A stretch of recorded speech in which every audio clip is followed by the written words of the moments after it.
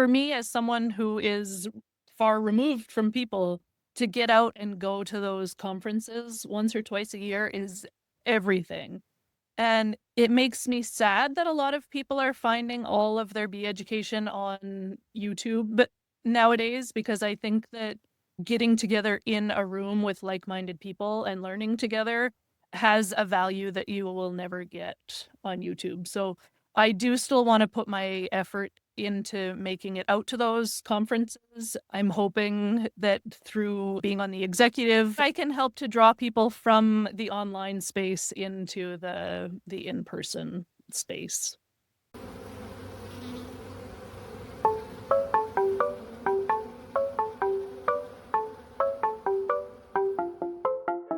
From the Oregon State University Extension Service, this is PolliNation, a podcast that tells the stories of researchers, land managers, and people like you who are making bold strides to improve the health of pollinators. I'm your host, Dr. Adoni Melathopoulos, Associate Professor of Pollinator Health in the Department of Horticulture. Okay, Harry, new year. We have a new season of the commercial beekeeping segment. Who are you going to hear from today? Today, we're going to talk with Christine McDonald, who runs a wonderful family beekeeping operation out of Terrace, British Columbia. Her and her husband and her two beautiful children work to produce some very, very fine honey, candles. They sell nucleus hives, and yet they live hundreds of miles north of the United States border, and we just have to be envious of many other techniques that we'll hear about today. You know what I found really remarkable is sometimes being in the middle of nowhere and being in a maybe not a major honey producing area can be seen as a liability, but Christine really, talking about their operation really has turned all of those liabilities into assets. And one example that I'm sure all our listeners know about if you're a beekeeper and on Instagram is this amazing online presence that she has on Instagram. But what I thought was so refreshing is the way that that's also incorporated into, it's into a real community of real beekeepers on the ground. One of the first tips I was given as a brand new beekeeper, probably in the first month here in Oregon, was beekeeping is not a standalone endeavor. We need each other as a beekeeping community. And Christine McDonald and her family serve as a very good example of that.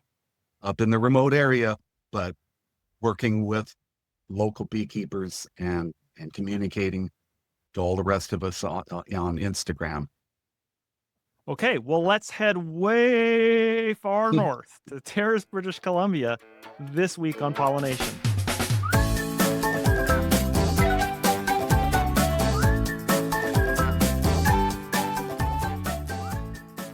Christine McDonald, it's so good to see you today on PolliNation.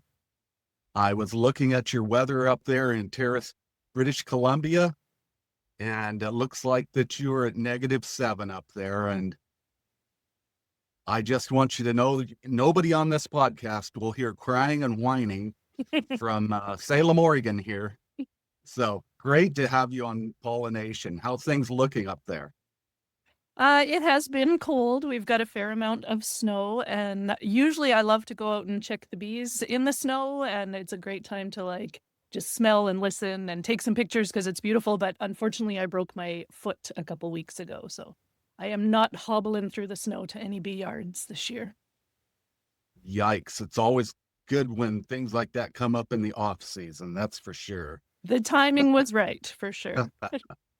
Now, your bee season up there in British Columbia is quite a bit different than ours down here. So bees will be huddled up nice and warm until March? Yeah, we'll get a few flying days in February. Even though we're quite far north, we are fairly coastal, so we're warmer, much warmer than even 2 hours further inland. So we'll get a few flying cleansing days in February, but then we don't unwrap our hives or really start to see much activity until March.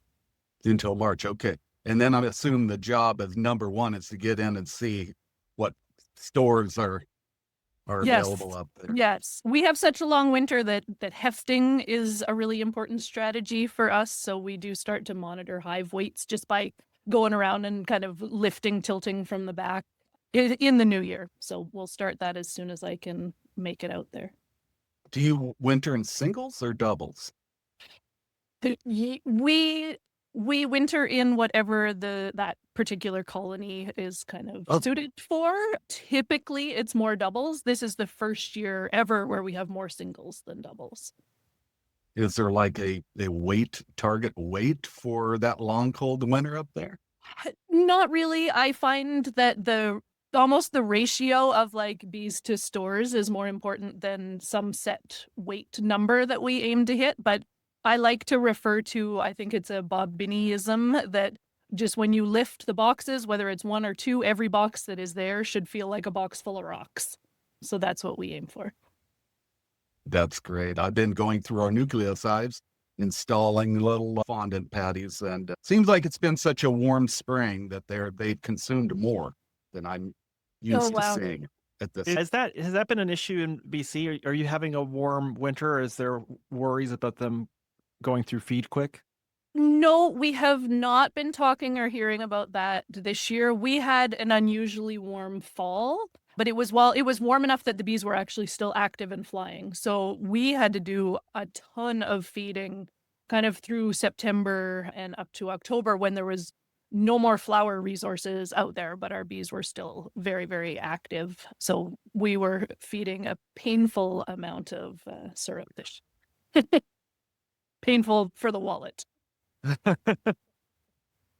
Well, maybe let's get into winter. Let's talk a little bit of winter. How do you, you have singles and you have doubles. How do you get them ready for winter? And I did notice on and if people don't know your Instagram feed, it is a really great, I find, source for all sorts of beekeeping education. But you had these pictures of these cards that are drilled to the back of tell us a little bit of how you get ready for winter and what those cards are for. Yeah, so those cards actually stay on all year round, and it's something that we just started using this year.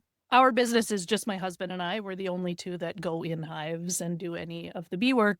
But even though it's the two of us, it's a challenge to communicate like what is going on in each colony.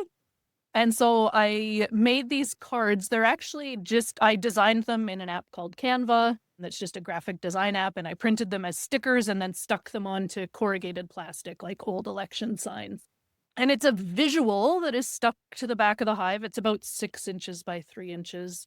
And it has all these different kind of potential hive scenarios on it. So there's a hive strength rating out of 5. There's the queen colors, and then different types of queens that we use.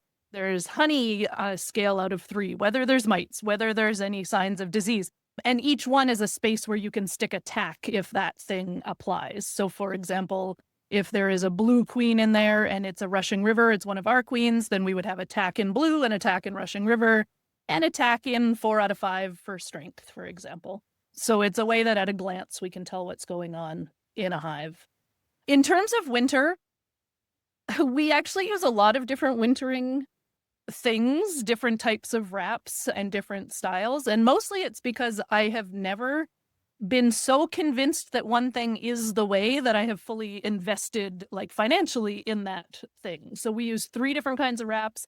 We have some top entrances open, some condensing hives with top entrances closed. I love to play around with them and kind of observe the differences in survival and strength in the spring.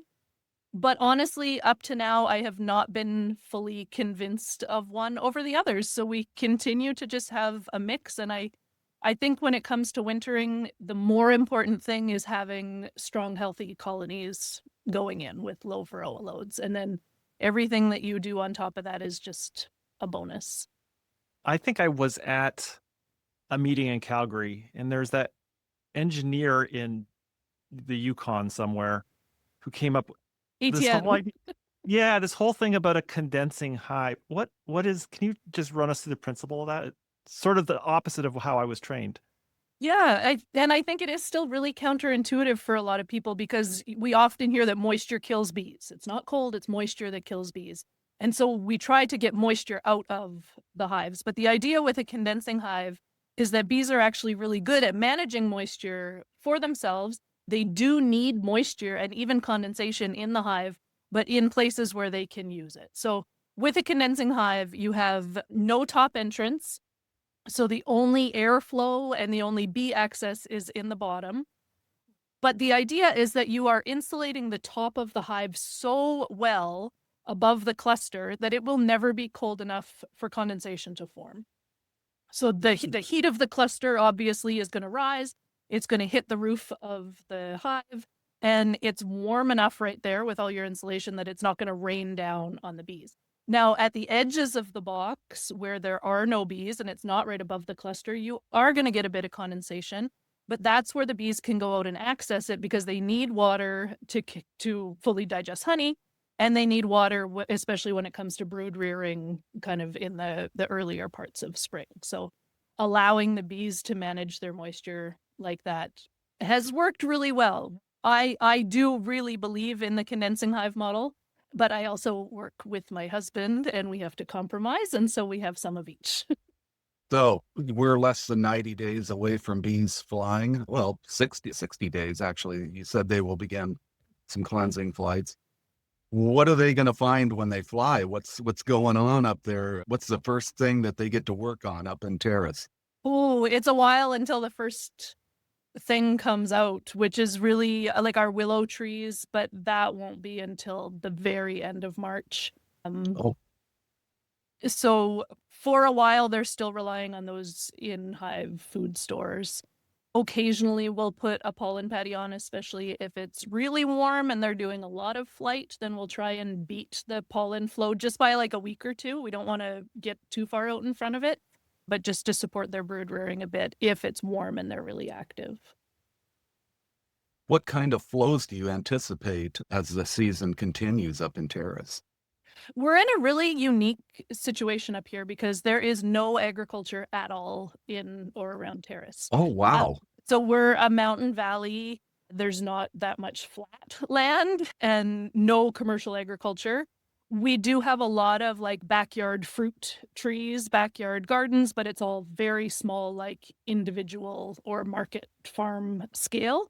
So our bees are really foraging on wild forage primarily, which for us is a lot of fireweed, especially up in the mountains. You know, it's a thing that we chase, but even in the valley, you know, everybody's bees are into fireweed when it's blooming. I What kind of Oh, go ahead, Carrie.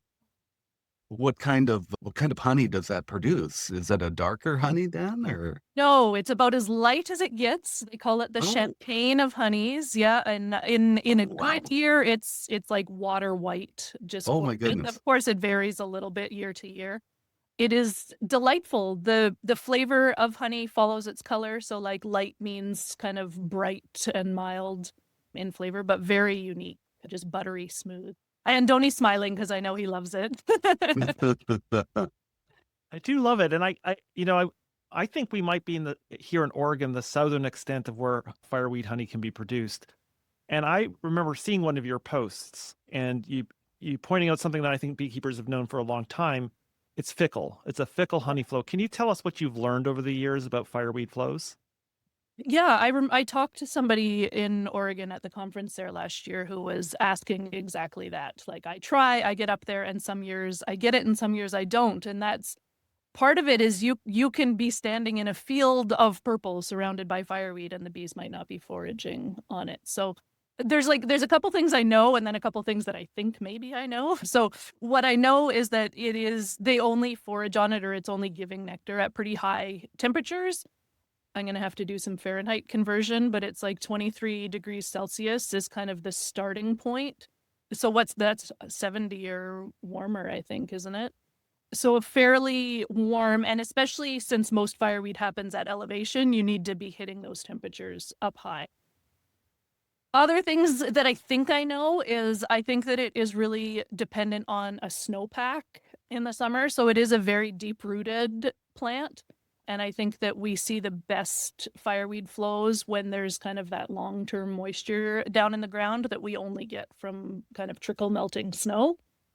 And then the other that is like a maybe, but that we throw the idea around is that it might require some kind of like daytime nighttime temperature differential. And Ooh, I've actually gone back through like historical weather data and lined it up with good fireweed years and bad fireweed years, but I would really like to do I'd like to have more data to look at that because I think that there is a potential there.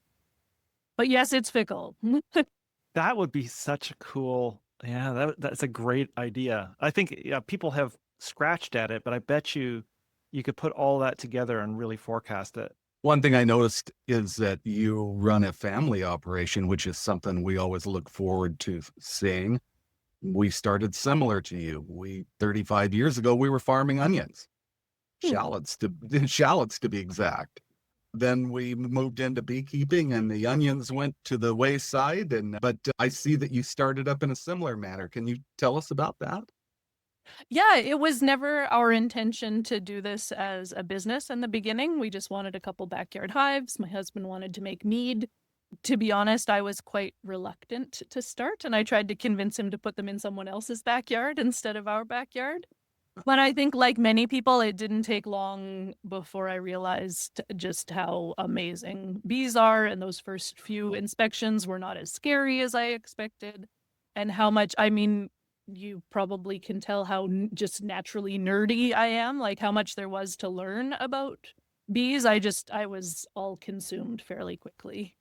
We also, in our first hobbyist years, had a couple really great honey crops. And then you look at the price of honey and you look at all the honey your bees are making, and we kind of thought, why isn't everybody doing this?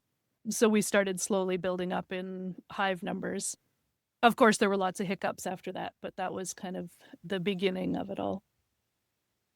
Maybe looking back over those years from the start, that starting point, what are the key moments that have really defined your vision for your business? Yeah, it made me chuckle the way that you asked it in the email because it was like you didn't set out to be a commercial beekeeper, and that's almost a personality trait to me. Like I've been through three very different careers and I didn't really set out to do any of them. They just kind of happened.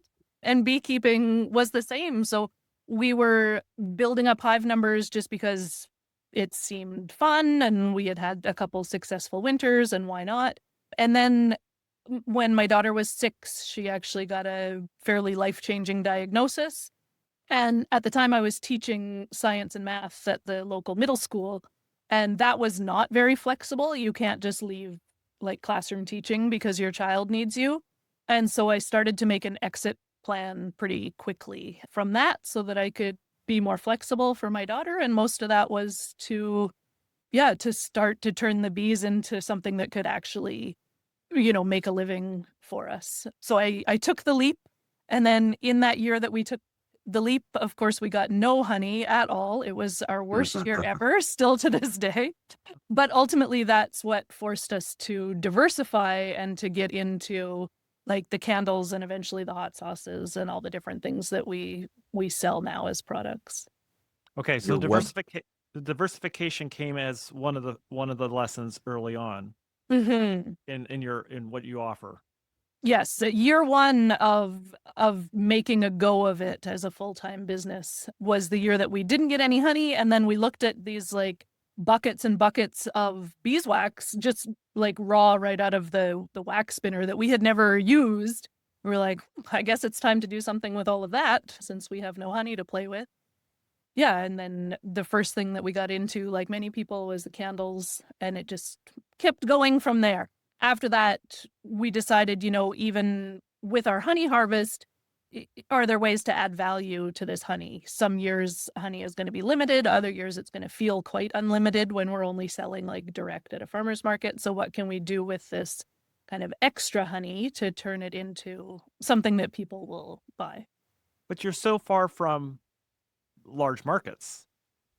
Yeah, that's a blessing and a curse. I People are so excited to have a local producer in town, like the support that we get from our community, I think there's 12,000 people in the town where we live, and they honestly, we make about 40% of our total income through like our farmers market and local markets.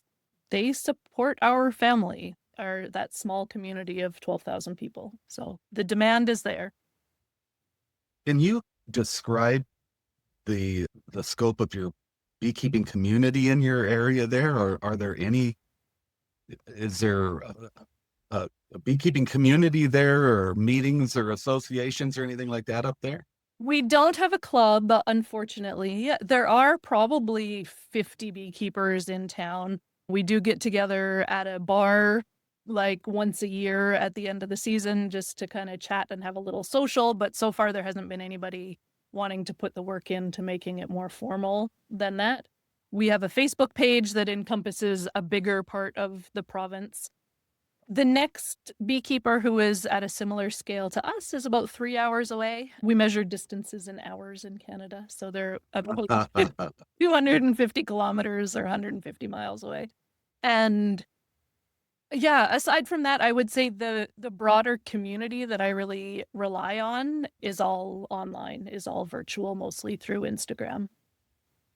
Okay. Perfect. So yeah, tell us about that, because I was looking at one of the posts that you had where it's a kind of a blessing and a curse. Like it is a blessing in that you have all of, there are people in Oregon who know you really well, but then you have everybody. It's like, it's suddenly this huge community that sort of comes through a fire hose at you.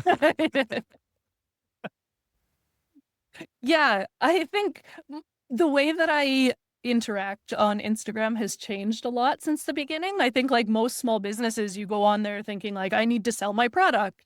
And so that's how I started. And I found that I just wasn't loving it. What I really loved was communicating with other beekeepers. But then you're still in this business headset where it's like, well, I have to, or mindset where like I have to sell something. So, okay, I'll sell some education.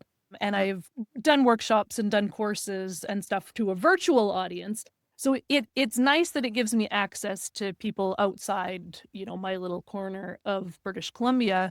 But as I started kind of interacting more with other beekeepers instead of general public, what I realized was it was the community aspect of it that I just loved. Like I don't even want to sell you something. I just want to like have community with you.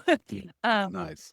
and so it does come through a fire hose sometimes. During bee season, like my private messages are just slammed every day with questions from people like, what do I do? My bees are doing this.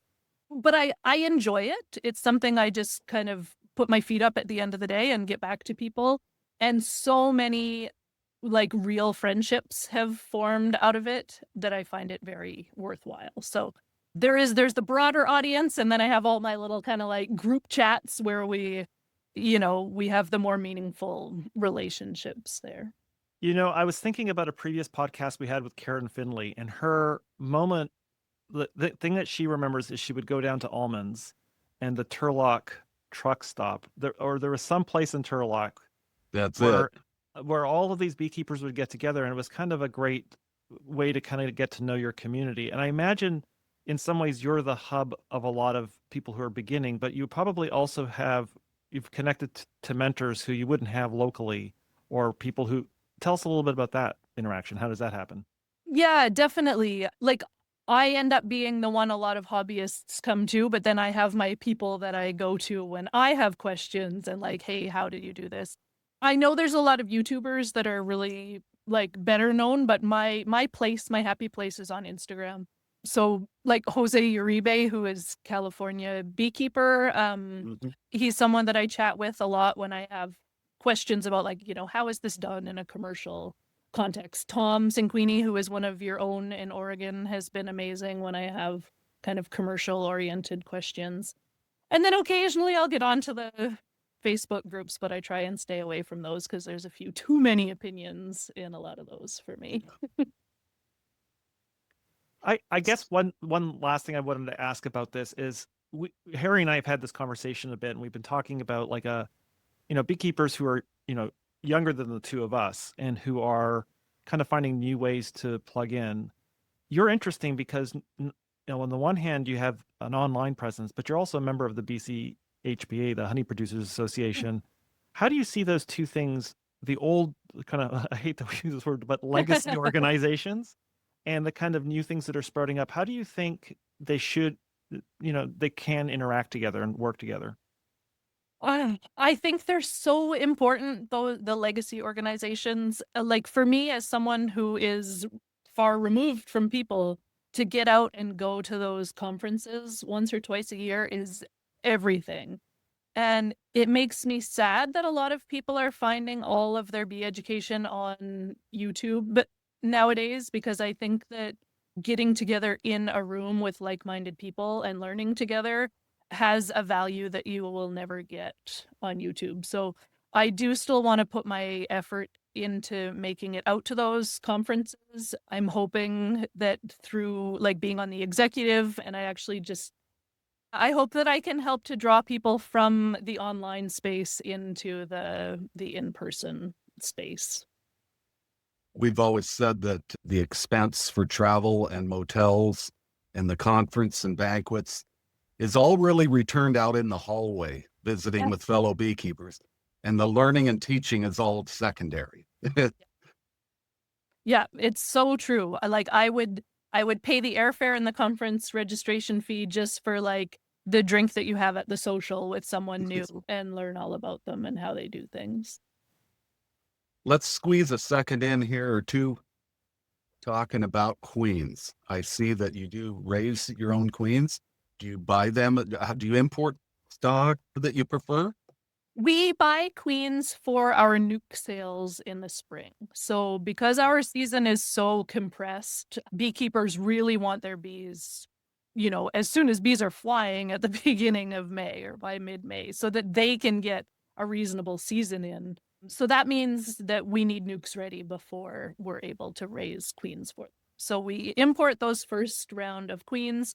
We usually keep like a dozen for ourselves just so that we can track, like, did we like those queens that we got this year? How did they perform for us? Do we want to keep them, change them, and to introduce some new genetics once in a while?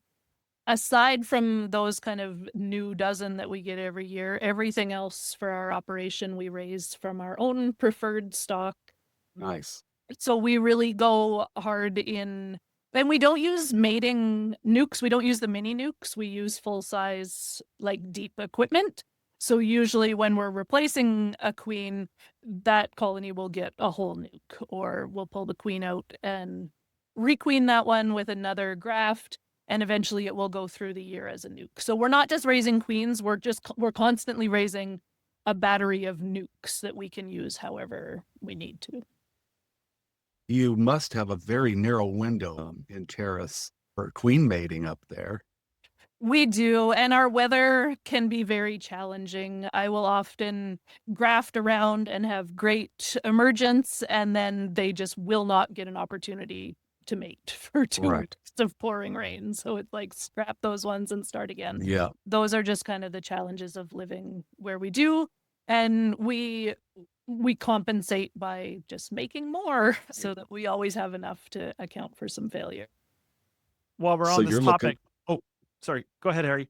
I keep no, you're looking at, stepping on you're you. looking at July and August, late June. Late June. Yeah, I'll usually graft my first round like the first week of June, but it's a real maybe whether those ones will get mated, or I'll Oh, try. wow. But then it'll be weather dependent whether they get a day to fly and mate. Well, I think that's really commendable that you work in such restricted conditions and produce queens that you really prefer. I mean, because we're crybabies here in Oregon. I'm just going to tell you that right now. And we get a lot of rain on and off too. We have the similar, but we do have a larger window. So I'll keep Yeah, you in mind next time. we have a compressed season, but the especially when it comes to honey production, like the length of the day really makes up for it. So my bees in July are foraging from 5 in the morning until 11 o'clock at night. Like just Oh, the wow. length of our day is incredible. And the bees Wow. really make use of the whole thing, I think, feeling that pressure of the short season. Maybe just to round things out then, we're really the tight coordination of being able to take these colonies after this exceptionally long winter and get them to peak size to hit those long days. What have you learned over the years? What are some of the tricks to getting that timing pulled off? Yeah.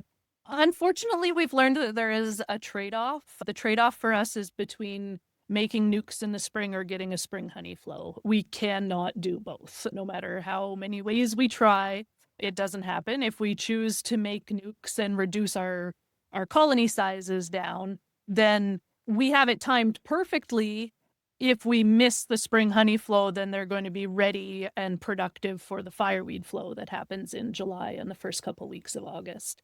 I would like to get to a point where we're only pulling nukes out of half of our colonies and that we can leave half of them for production, but we're the only ones in a fairly large area to meet demand for nukes. And so for now, we haven't had a reason like why should we cap nukes when people are willing to pay for them right now, to chase a maybe honey flow.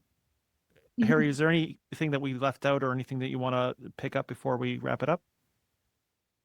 Well, I really watch and admire with interest a family operation that doesn't have 10 million beehives, that really makes everything count and makes it all work as a unit. And it's very inspirational to me, having known some of the old timers that are now gone in my area that had 35 hives or had 60 and a family operation. And I love that. And I just have really enjoyed seeing what you're doing. Thank you so much. Now it's my turn. I have to say, I think you're one of the best science communicators in apiculture. You do such a great job of getting information out in a concise, relatable manner. So, me too. Thank you. Very high praise from you. Wow. Well, good luck with the rest of the season. We're glad that we caught up with you to hear a little bit about your operation, and yeah, best of luck in 2026. Awesome. Thanks so much, guys. Thanks for coming on PolliNation. Thank you so much for listening. Show notes with links from each episode are available at the website pollinationpodcast.oregonstate.edu.